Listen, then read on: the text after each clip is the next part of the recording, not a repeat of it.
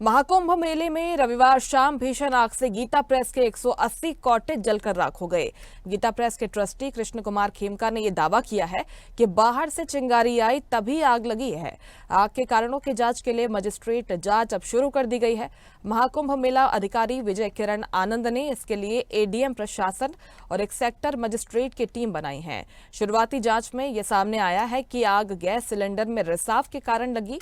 इसके बाद धमाका हुआ। इसके चलते आग फैल गई और कई टेंट और कुटिया इसकी चपेट में आए। मेला अधिकारी ने आगे कहा कि टीम के रिपोर्ट मिलने के बाद जरूरी कदम उठाए जाएंगे। वहीं इस मामले को लेकर मजिस्ट्रेट जांच शुरू कर दी गई है। 2 दिन में रिपोर्ट दी जाएगी। महाकुंभ में सुरक्षा को लेकर योगी सरकार ने जो दावे किए थे वो रविवार को आग की घटना के दौरान पूरी तरह खरे उतरे हैं।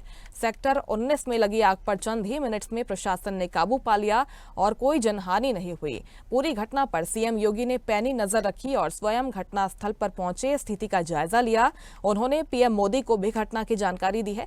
इस बीच सीएम योगी की संवेदनशीलता भी दिखाई दी जब उन्होंने घटनास्थल पर जा रही फायर ब्रिगेड की गाड़ियों को रास्ता देने के लिए अपनी फ्लीट को भी रुकवा दिया। कम से कम आधे घंटे पहले से एक झोपड़ी लगी सर। आग लगते लगते सर इधर काबू नहीं पाया गया सर। इधर पूरे पूरे बिकते घर पे चला गया। काफी लोग इधर हमारे साहब लोग आए, फायर ब्रिगेड वाला आए, कई लोग सब लोग मिल के बुझाए और काफी अलग अलग भी बुझाए। यहाँ पे सर 2-3 तो सिलेंडर ज्यादा ब्लास्टिंग बहुत तेजी से हुई है। अभी की क्या स्थिति सर? अभी तो सर आग पे काबू पाया गया है। जी सर। नहीं सर, ऐसा सर कोई सुनने में नहीं आया। सब हम लोग तो भी देख रहे हैं, ऐसा कोई मैटर नहीं हुआ है। ये यहाँ पर मोरी रोड पर दोनों पुल के समीप गीता प्रेस का एक कैंप लगा हुआ था। यहाँ पर पूस की झोपड़ियाँ बनाई गई थी इन लोगों द्वारा। ये ट्रेडिशनली पूस की झोपड़ियाँ बना के रहते हैं और दुर्भाग्यवश यहाँ पर ये आग लग गई थी। इसमें करीब 70 से 80 पूस की झोपड़ियाँ और 7-8 टेंट की जलने की सूचना है और कोई भी हताहत नहीं। सबको समय से निकाल लिया गया और आग बुझा के काबू पा लिया गया। देखिए, ये गीता प्रेस के टेंट्स पे कुछ पे आग लगी है। अखाड़े में आग नहीं लगी है और कोई जनहानि इसमें नहीं हुई है। There is no loss of life. और हमारी रेस्क्यू टीम्स जो हैं वो लगी हुई है। कितनी आग है, कहाँ पे लगी है, ये सारी चीज़ अभी पता कराई जा रही है। सर्वे इसका कराया जा रहा है कितने टेंट्स में लगी है। लेकिन मैं आप लोगों को ये बता रहा हूँ कि पैनिक कोई ना करे, सही चीज लोगों में प्रसारित हो। इसमें कोई जनहानि रिपोर्टेड नहीं है और आग कंट्रोल में है। आज लगभग 1600 बजे ये सूचना प्राप्त हुई कि यहाँ पे एक सिलेंडर ब्लास्ट की सूचना प्राप्त हुई। उस सूचना पे तात्कालिक रूप से Uttar Pradesh fire services and emergency services, Uttar Pradesh police के लोग, स्वयंसेवी संस्थान के लोग ने तत्कालिक मौके पे गए और जिस तरह से उनका ट्रेनिंग और स्किल सेट था उसके आधार पे सबसे पहले उन्होंने सभी लोगों को वहां से इवैक्यूएट किया। आसपास के एरिया से भी लोगों को इवैक्यूएट किया। इवैक्यूएट करने के बाद से जो फायर का कारण था उसको आइडेंटिफाई करने के बाद से तत्कालिक रूप से फायर को बुझाया गया। लगभग 20 से ऊपर फायर इंजन जो आके और फायर वाटर सोर्सेज से कनेक्ट करके इसको बुझाएं। साथ में हम लोगों ने कई सारे जो है फायर एक्सटिंग्विशर्स का भी इस्तेमाल किया, जिससे बहुत कम समय में फायर को पूरी तरह से कंट्रोल पाया जा सके। और इस खबर पर ज्यादा जानकारी के साथ प्रयागराज से संवाददाता राघवेंद्र मिश्रा हमारे साथ फोन लाइन पर जुड़ गए हैं। राघवेंद्र, पहले तो ये कहा जा रहा था कि सिलेंडर में रिसाव हुआ, इसके बाद ब्लास्ट हुआ और इसी वजह से आग लगी और आगे बढ़ती चली गई। अब ट्रस्टी का ये कहना कि बाहर से किसी ने आग फेंकी, किस आधार पर भी कह रहे हैं? आगे मजिस्ट्रेट जांच के आदेश भी दे दिए गए हैं। किस तरीके से इस जांच का रोडमैप तैयार किया गया है, किस आधार पर अब आगे जांच होगी? जी बिल्कुल, जिस प्रकार से कल आग की घटना हुई, एक दुखद घटना हुई। हालांकि किसी प्रकार की जनहानि नहीं हुई है, न कोई हताहत हुआ है।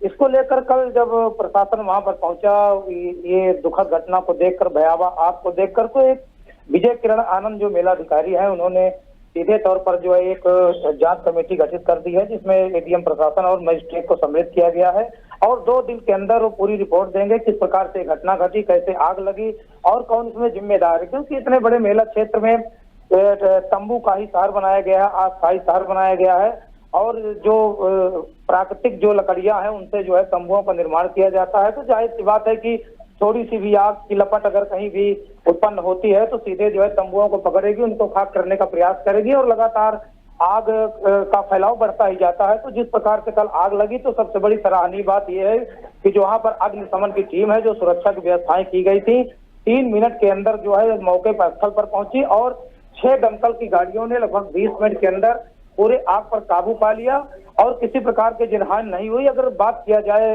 मुकेश कुमार खेमका जो ट्रस्टी है गीता प्रेस के, उनका कहना है कि उनके मुताबिक बाहर से कोई चिंगारी फेंकी गई या आग फेंकी गई, जिसके कारण जो है इनके 180 टेंट जले और उनका भारी नुकसान हुआ। वहां पर जो गीता प्रेस की जो पुस्तकें रखी गई थी, धार्मिक पुस्तकें रखी गई थी, वो भी जो है जलकर राख हो गई है। तो इसको लेकर कल जो वहां पर अधिकारियों ने दौरा किया, आग जलने के पश्चात, आग बुझाने के पश्चात जब उन्होंने वहां पर निरीक्षण किया तो उनको ये लगा कि यहाँ पर जो 4 बजे छोटे सिलेंडर से चाय बनाई जा रही थी और जो छोटा सिलेंडर था उसमें थोड़ा सा रिसाव था। तो रिसाव को लेकर जो है कल बयान जारी कर दिया गया था प्रशासन तरफ से कि ये जो है चाय बनाते समय छोटे सिलेंडर से जिस प्रकार से रिसाव हुआ उसके कारण जो है आग भड़की, आग लगी और वहां पर रखे लगभग 2 सिलेंडर ब्लास्ट हुए और ब्लास्ट होने के कारण जो है आसपास जितने भी टेंट थे वहां तक चिंगारी फैली और आग बढ़ती गई। हालांकि ये कल जो है प्रशासन की तरफ से बयान आया था, इसीलिए मजिस्ट्रेटियल जांच के लिए आदेश भी दिया गया है जो 2 दिन के अंदर अपनी रिपोर्ट सौंपेगा। और अगर उनकी बात किया जाए जो ट्रस्टी है मुकेश कुमार खेमका की बाहर से आग आई है तो आधार तो कुछ भी हो सकता है, परिकल्पना है, ये काल्पनिक बातें हैं। अभी तक जो है ना तो प्रशासन इस तथ्य को जो है सुलझा पाया है। प्रथम दृष्टिया जो है उनको ये आशंका है कि जो सिलेंडर से जो रिसाव था उससे आग भड़की चाय बनाते समय। वहीं पर ट्रस्टी का जो दावा है कि बाहर से किसी व्यक्ति ने जो है या किसी तरफ से जो है टेंट के अंदर जो है आग फेंकी गई, चिंगारी फेंकी गई, जिसके कारण जो है इतना बड़ा आग का फैलाव हुआ, इतनी भयावह घटना हुई। तो ये अभी तो केवल कल्पना पर आधारित जो है बातें हैं। उनके अनुसार ये सारी बातें जो है जांच में स्पष्ट होंगी। 2 दिन के अंदर जो है पूरी पड़ताल होगी, जांच होगी कि आग जो है बाहर से फेंकी गई, किसी साजिश वक्त फेंकी गई या महाकुंभ के मेले को, आध्यात्मिक मेले को डिस्टर्ब करने के लिए ऐसा किया गया या अग्निशमन विभाग की जो व्यवस्थाएं हैं उसको जो है डिस्टर्ब करने के लिए, बाधित करने के लिए ऐसा जो है प्रयास किया गया। ये तो जांच के बाद पता चल पाएगा, क्योंकि अगर महाकुंभ की तैयारियों की बात किया जाए, फायर सर्विस की बात किया जाए, अग्निशमन की बात किया जाए तो पूरी व्यवस्थाएं होगी। सरकार ने कुछ दुरुस्त रखी है क्योंकि फायर ऑपरेशन के लिए AWT तैनात है। 50 फायर फाइटिंग पोस्ट महाकुंभ नगरी में तैनात किए गए हैं। फायर ऑपरेशन के लिए एडवांस फीचर वाले 4 आर्टिकुलेटिंग वाटर टावर लगाए गए हैं, जिससे जो है पल पल की जो है अपडेट मिलती रहे, उनको जो है मौके पर वहां पर पहुंचाया जा सके, अग्नि पर काबू पाया जा सके। इनमें वीडियो थर्मल इमेजिंग जैसा एडवांस सिस्टम भी लगाया गया है। इसका इस्तेमाल अगर देखा जाए तो बहुमंजिली इमारतों के लिए भी किया जाता है, जो लगभग 35 मीटर की ऊंचाई तक जो है आग को बुझाने की क्षमता रखता है और 30 मीटर क्षैतिज धरातल पर भी तत्काल आग बुझाने की क्षमता रखता है। तो महाकुंभ में पूरी सुरक्षा व्यवस्थाओं के साथ साथ अग्निशमन विभाग ने अपनी पूरी तैयारी कर रखी है और इसी को फायर फ्री बनाने के लिए भी 350 से ज्यादा फायर ब्रिगेड की टीमें तैनात हैं। 2000 से ज्यादा जो है ट्रेंड मैन पावर हैं।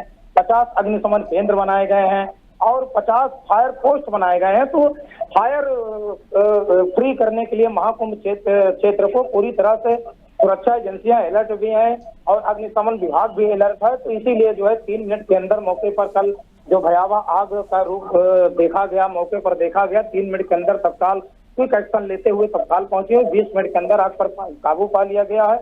तो हर सेक्टर में 25 सेक्टर हैं, जबकि 50 टावर बनाए गए हैं।